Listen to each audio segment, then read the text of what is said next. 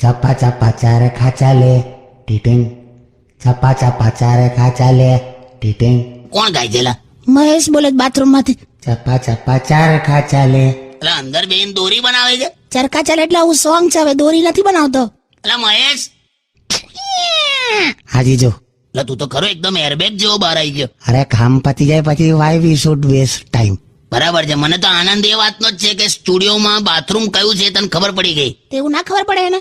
ભાઈ ના પડે. હવે ગઈકાલે હું અને મહેશ આપણા મેઇન માર્કેટમાં ગયા હતા શોપિંગ કરવા, તો ત્યાં પેલું સરકારી બાથરૂમ આવ્યું, તો ત્યાં બોર્ડ મારેલું કે મોટાના 10 રૂપિયા ને નાનાના 5 રૂપિયા. તો મહેશ પેલાને કે 2 મોટા પેક કરી આપો ને, કે સલાડ અલગથી આલજો.